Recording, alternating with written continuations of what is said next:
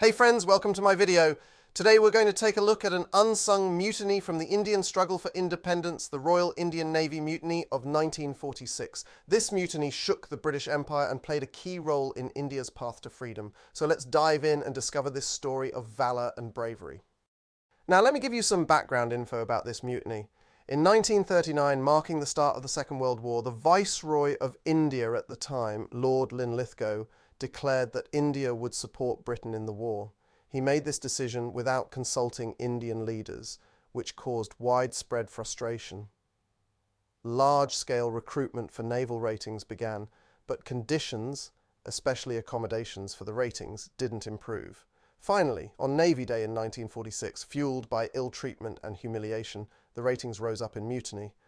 The causes of this mutiny were rooted in several key issues. Firstly, there was strong nationalist sentiment. The growing movement for Indian independence fueled discontent and a widespread desire for change. Secondly, there was unequal treatment. Indian sailors were paid less than their British counterparts and faced discrimination in promotions. On top of that, they often experienced humiliation. Lastly, the conditions were poor. The food served on ships was often substandard and the living quarters were cramped, making day-to-day life difficult and frustrating.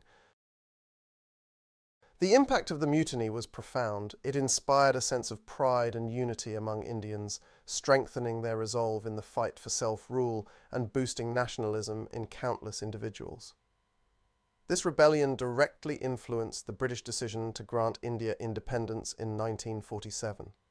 Former British Prime Minister Clement Attlee even acknowledged that the growing violent movements in India had a major role in this shift. Ultimately, the mutiny showcased the strength of Indian resistance, stirred up widespread discontent, and shook the very roots of British rule in India. The suppression of the mutiny was swift and forceful. British authorities responded by arresting and imprisoning many mutineers to quickly regain control.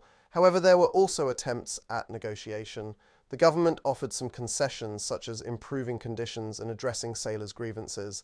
Leaders like Sardar Vallabhbhai Patel even assured the mutineers that the Congress Party would try to reduce their punishment if they surrendered. Yet there were internal divisions among the sailors, as some were reluctant to continue fighting and wished to return to their families. Thank you all for watching. I hope you enjoyed this dive into history. Don't forget to like and subscribe for more stories of courage and resilience.